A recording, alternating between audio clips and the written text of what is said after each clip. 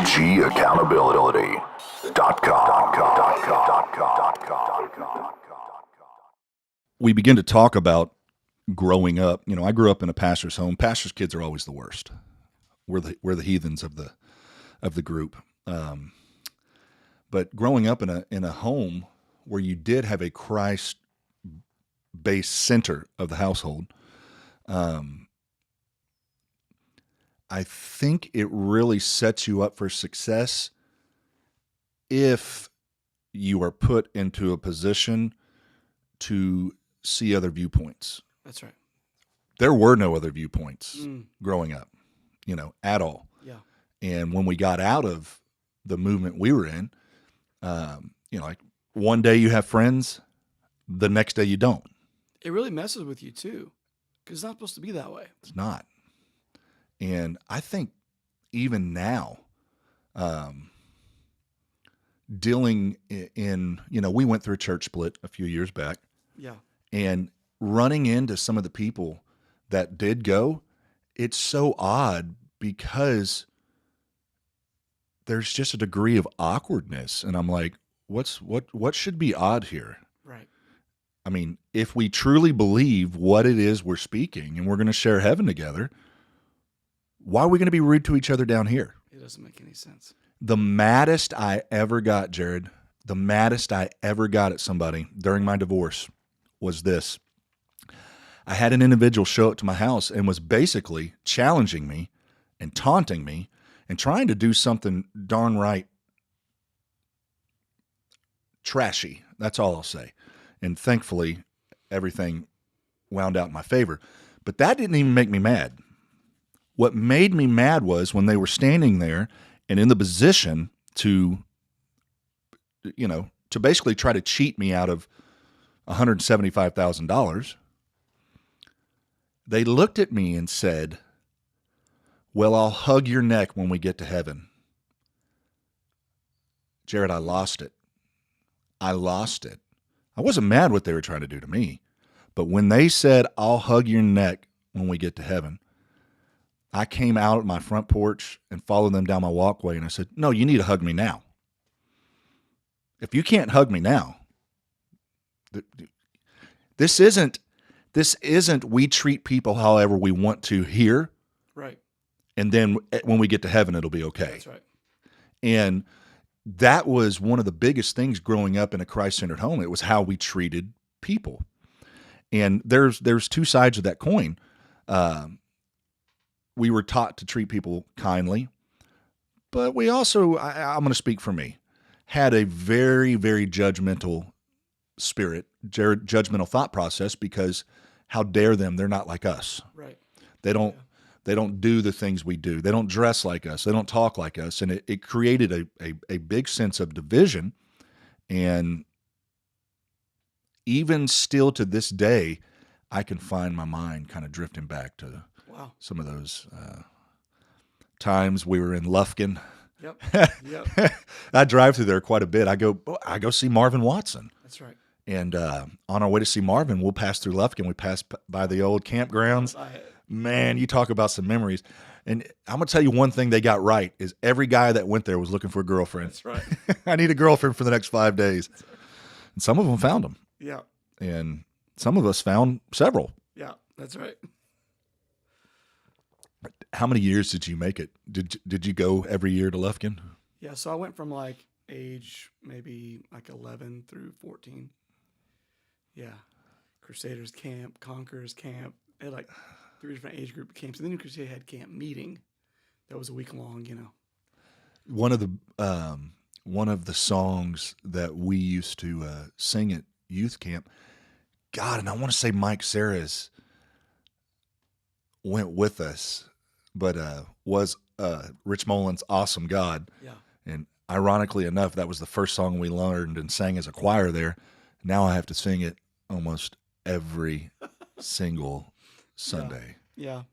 And so you have that foundation, and you grow up with a big concept of how God operates, but neglected how the world operates. Sure. And we weren't raised to think I got to go out and get a job. I've got, so you go and you have all these different thought processes and different, I mean, I'd never been around an atheist before. Right. And you know what? There's a lot of atheists I get along better with than I do with church people. Yeah. Yeah. And developing kids, you and I are both fathers, it's like, how do I get the bitter parts out and the sweet parts in? What a great question. I think we all deal with that. Yeah. I heard someone say that the pendulum never stops. It's always moving. And so like it's a dance. Like we're always going between, hey, I got to let go of some unforgiveness. I still have some unforgiveness that I'm dealing with. Let it go. Still dealing with it. Let it go. So it's a constant breathe in, breathe out that we have to be aware of, that hey, we got to let some things go. It'll really mess us up if we don't. Letting go is huge. Man, there's still things in my life that I have to let go of. Yeah. And what's funny, Jared, you don't even realize they're there right until you get put in certain situations. So true. Like dating. Man, I can date somebody for a week or two and then be like, I'm kind of bored. I'm on to the next. But if I date anybody any longer than that, I become a different person. Yeah. Because now I've let you into a position in a place where I hate to say it like this, but you have control and power to hurt my life. Oh, yeah. So I clam up, I get different, my mind takes in, past experiences come in. And when you develop a mental relationship with God, because serving God's not just doing it on the outside, it's in the mind. God didn't come to save what this body does on the outside. He came to save the spirit man. Right. And when you start maneuvering through hurts, dealing with certain things, it's funny how your past experiences and hurts can puff you up. But then when you get in the presence of God and you begin to talk to God and you let things go, you just kind of realize, why have I allowed myself to be crippled in this area for so long? Yeah, absolutely. It's so true. We all deal with that. We do, don't we? Whether you're in church or not. Right. And I don't think it's only now that I'm older that we actually talk about these things. Yeah. Yeah. Past hurts keep us from truly being vulnerable like we should be. When you have true freedom and you're healed, vulnerability isn't an issue. But my goodness, healing from those hurts is so paramount if we're going to grow to our maximum potential and really live a life of freedom. What is it, that scripture? Where the Spirit of the Lord is, there is freedom. Yeah. And I know we say that sometime as where the Spirit of the Lord is, and everybody goes, there's freedom. No, you really need to begin to think about that. It's not just freedom, I can go do whatever I want. It's mental freedoms. Peace of mind. Peace of mind. It's having the tools to recognize things in your life. That is the hardest thing on this side of the grave, is identifying things in our lives. Yeah, most people have a low level of awareness. And it wasn't until I got purposeful about some things in my life that I began to recognize my flaws. And some great ways to have awareness is you got to find trusted mentors in your life who are tried and true, who have been where you haven't been, and trust them to give you a different perspective of you, an analysis of you that's unbiased, and it's really for your good, because we all have blind spots. We need people in our life who can say, hey, I love you. I'm not judging you. I'm not out to get you, but I see this is an area where you could shore that up. Here's an area where I feel like you could improve on. And if we know that they care about us, they genuinely love us, care about us, we trust them, we can receive from them. And then if we just adhere to what they say, trust it, work on it, we'll grow. Probably need to put that on a t-shirt, but I think it may be too long. Jared, that's gold. Yeah. Mentoring or getting into, sometimes things can be simple and so profound when that's coming from somebody that you'll listen to. Yeah. I remember this. It was 2006 or 7. I got a phone call from a guy in San Antonio area, and he was stepping in to be the youth pastor, and he knew I'd been a youth pastor for many years. So he called me. He wanted advice. And by the silence that I heard on the other end of the phone, I realized that's not the advice he was looking for. I think he thought I was going to give him something profound, like real deep and intellectual. And all I said is, hey, man, just remember you're dealing with the joys of every parent's life, and people will kill you over their kids. Yep. That was all I said. Yeah. And Wow. he just kind of sat there. Well, fast forward about 8 years later, he's like, you know what, man? Do you remember saying this to me? I'm like, I do. He's like, you were 100% right. You got to be careful what you say and what you do, and tread very lightly when you're dealing with people's kids, because that's their everything. Right. And the worst trouble I ever got in is Franklin Jones' wife. I can't remember her name. She was in a. Do you remember the puppets? Oh yeah. I used to love puppets. That was great. But they were doing a puppet show, and she asked everybody to be quiet, and I said, "Yes, ma'am." I was being a smart aleck, but I thought, because I'm saying yes, ma'am. She snatched me up out of that room so fast, and then when church was over, she told my dad, I got my butt beat so bad. And in my mind, I'm like, for saying yes, ma'am? Well, everybody knew that I was being a smart aleck. Do you think I ever said yes, ma'am after that when they said be quiet? Heck no. I learned a lesson. Yeah. And going to church, being part of a church body, being around other believers, being around people that are dealing with struggles does teach you some things. Sure. Some, like me, I had to learn the hard way in some areas. But when you get that wisdom and you want to move on in your life, there were some speed bumps in my life and my thought process by the thoughts that I was raised with. Yeah. They weren't accurate. Good intentions, but they weren't accurate. That's right. And that's the difficult part, is deciphering through all the junk. There's a lot of junk out there. Mm-hmm. I wish I had the gall and my conscience had been seared enough that I could go get water out of my ditch and sell David's Miracle Ditch water to people, and people send me money and I send them water out of my ditch and it'll heal them. Yeah. I can't do that. No. I can't. Right. Yeah, I'm picking on him. I don't care. That's insane. Right. That's nuts. And then people see that and they think that's, if they're unlearned, that's the way they believe it. That's how God works. God is so disgusting that he'll only heal you through this water that you have to buy. Yeah. That's what that's telling people. Right. That's insane. Yep. But I have some if you want to buy some. I'll give you a discount. Yeah. And this isn't miracle water, it's Evian. Yeah. But I mean, think how crazy that is, Jared. And growing up, you get eyes to see certain things. Yeah, if you don't have a foundation, your own relationship with the Lord, you'll believe anything anybody says. You'll just be gullible. And then you wonder when things go awry and you get disappointed and things didn't turn out like they promised they would.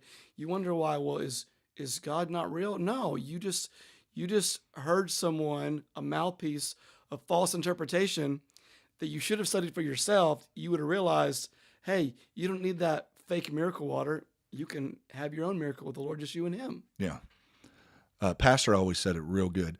If you're ever involved in any situation that comes with God and people are making it more about them, trust me, run. Oh. That has nothing to do with God. Yeah. And I think growing up, we grew up in some way, in some areas where we saw religious figures have a fall from grace. Surprise, surprise. Men and women of God sin and make mistakes. Yep. And we saw people fall from grace, and some people fell hard and they didn't make it back. And some people picked themselves up by the bootstraps and held on to their faith, and they're finishing the race. Yeah. When we got to that position of pastor worship, we moved away from God, and it's pastor worship. Well, when people find out the pastor snores and farts and burps, suddenly it's like, oh my God. Yeah, it's a false perception of, hey, there's a difference between the gift of a person and the person. The person is flawed. We're all saved by grace, and we're hopefully doing the best we can. the gift of a person, the talent, the ability, the anointing of a person can make someone look better than they actually are.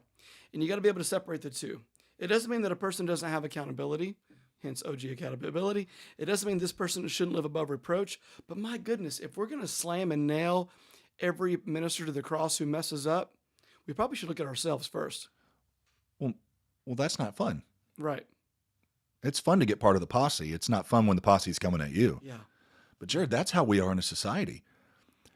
You said something 15 years ago that we now don't like, so we're going to ruin your life. Yeah. I think we just moved into a complete new conversation there, but this has been good. That's the way people are, Jared. Yeah. And that's sad. It is because we have moved away from mercy and grace and replaced it with how I feel. Mm. And I don't shoot against anybody who does this or at all, but there has been a formula that changes about every 8 years to a decade on how church is done. And it starts with one church and it fans out to all the others, and then something else new comes, and then then it's the lighting, then it's the lighting and the smoke, then it's the lighting and the smoke and the lasers, and then it's and things just they follow suit in so many different ways, and they come in waves. Yeah. And we have completely transformed God's intention on how he wanted his people to get together and pray, how he wanted his people to get together and hold assembly to pay him respect. Women, be quiet in church. That's how we were raised. Hashtag triggered. Hashtag come to my house for your cry place. We'll learn you real quick. But that's how we were raised. Women, Yeah. Jared, were there any women pastors in the UPC? No. No, not at all. Women, know your place. That's how we were raised. And that's wrong. Yeah. I can say that 100%. That's wrong. You just redeemed yourself. I know. But I'm going to hit on it. I don't care if I do care to the fact that I don't want to go out of my way to offend people. But growing up, men could do whatever they wanted, and it was the women that you can't cut your hair, you can't wear makeup, you can't wear pants, you can't do this. You need to be at home cooking, barefoot and pregnant, and that is the way that we were raised. And then you get older and realize, this is going to sound bad, and I'm going to have some women get mad at me. Surprise, surprise. But I did not see many happy women in the UPC. Right. Saw a lot of happy men. And when we get to that degree of emotionalism, I'm going to pull out a name, Bobby Lee. Okay. Bobby Lee beats his wife every single Saturday night and gets drunk, but he comes to church and woohoo, hoots and hollers and runs across, and suddenly that made everything right. When you get in emotionalism, you lose sight of who you are and the duty you're supposed to get to for reproach and remission. That's right. And the thing about it is we think that we can fool people, but God sees everything. Everything. He's got the best surveillance cameras in the world. That's right. And it grieved me for a long time that as I got older, some of the thought processes I had towards people. And after having a daughter, I don't want my daughter ever treated that way. Mm-mm. Not one bit. No. Not one bit. I want her to be raised to be a God-fearing woman, to have morals, to have standards, but have confidence. And when you are constantly struck down, you can't grow in confidence. That's right. Yeah. What's there to build on? Yeah. And that's why you have to have a foundation. Foundation of truth, foundation with the Lord, your own relationship with him. That's the only foundation that's not going to crack, that's going to stand sure. And if we have that, I think everything else will take care of itself. Looking back, I'm sure there is, but are there some things that just stand out, like church history or stories where you're like, I will never forget that? Oh yeah, absolutely. I'm 11 years old. You weren't in youth group unless you were 13 above, but our preteen group went to Banana Bend, the lake, in the Highlands. Okay, you ready for this? Long sleeves, shirts, pants, mixed bathing, and this is going to sound foreign and crazy. So we get in there, we're underwater, we're having a good time. Everyone else has their bikinis and their swim trunks on and whatever. Well, I'm like, forget this. I take my shirt off. I'm still underwater. Ooh. The pastor finds out about it. He addresses it over the pulpit in front of the entire congregation. Our kids were swimming, and one of them took their shirt off, and they were mixed bathing. And one of the parents said, if this is the worst thing that our kids have done, Oh my God. maybe we should count our blessings. But the whole point is like they would just major on minors consistently, constantly. So that's a pretty wild thing. And I guess number two would be there was a time that my mom, God forbid, put her hair up in a bun. Not like the bun on top, but like from behind. And there was so many people, Sister Miller, did you cut your hair? I mean, just the things that we made such a big deal out of in church, the world's going, are y'all on crack? Like, what is going on? Maybe it really is that Wild. they're fence laws. Yeah. They're laws that God did not create. No, they're man-made. Some guys in a board sat down and came up with these thought process, these ideologies, and then preach them as their gospel, and they're not based or found in the Bible or the Word at all. Yeah, you ready for this? I'll say this, and that will be my last story for the UPC. They in the headquarters, they made a manual of guidelines and bylaws of how you should conduct yourself and how you should live. And they told the founding fathers at the headquarters, you may or may not preach the Bible, but you're going to preach the manual. Wow. And they themselves weren't even living by the manual. That's hypocrisy. That is the definition of hypocrisy. It's not that I made a mistake. It's when I live a certain way, but expect you to do what I can't even do. Do as I say, not as I do. Absolutely. I remember this story. I wasn't there when this happened, but there was a guy, he was a runner. He would run the aisles, you know. Yeah. Oh, yeah. Some of the churches we went to, they had footprints on the walls where people would jump, you know.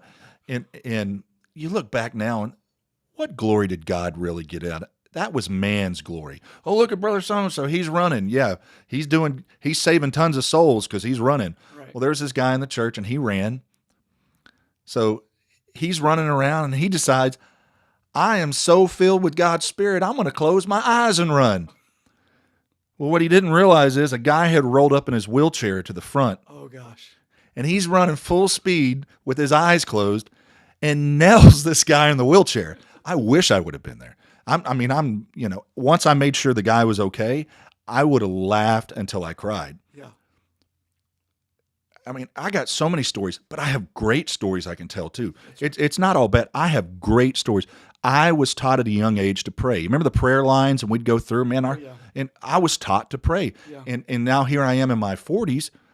I still have a prayer life. Even in my malfunction at times, I still found myself praying because that was a part of my life. That's so good, David. That's so good. It's stuck with this whole time. The whole time. And yeah, I won't tell that story. Okay, I'm going to tell that story. So we had a guy at East Mount Houston, and he played xylophone. Oh gosh. Okay. And the poor gentleman, and he's passed away. He was in his 70s then, and this is 30 plus years ago. But he would play the xylophone, and he was crippled. His leg was messed up, and he went to come off the stage, and the stage, was about as high as this table. It had 3 steps down. Well, he missed the steps completely, and in front of the whole church just fell and ate it. Well, that was kind of and he was okay, thank God. But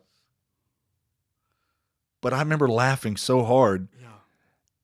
And guess what? He never skipped a beat. Wow. They got him up, and boy, he just had a smile on his face. And when it was time to go back up, he went back up and Just kept going. And we have to look at where we come from. And I think that's the sad part, Jared, is there's a lot of people who are outrunning their past and how they were raised. Right. And I'm very thankful I was raised in a loving home. That's right. But there's a lot of people who weren't and that aren't. And they're outrunning that past. They're outrunning that hurt. And that's why sometimes we look at parents, and I'm sure we've all seen or met a parent that's just over the top with their kids, and man, they're doing stuff with them, and they're loving them, and you think, man, that may be somebody that from their childhood never had somebody pay them attention, never had somebody tell them I love you. So they're making up for that that what they never had. And I used to not think that way. I'll tell you what, Jerry, when I went through my divorce and I thought I had everything figured out in my life and I fell off the deep end, it gave me a lot of mercy and grace when I came back towards people. After my life changed, drunk changed my life, and I remember I was in the hospital, and I remember coming out and going through physical therapy and going through the things I went through. It gave me such empathy for people that had injuries. That's right. Before then, I didn't care. Right. Well, it's not that I didn't care; I didn't understand. Sure. And then we get to the place to where it's like, wow, man, I want to thank you so much for being here today, and we need to do this more often. I enjoy it, man, and we have people come in here and we talk about things that don't always have to do with God, but I'm always going to make sure I give God a plug somewhere, because that is the only reason I'm here today is because of a saving God, Jesus Christ. Absolutely. And I know that's why we're both here, man. Thank you so much for being here, bro.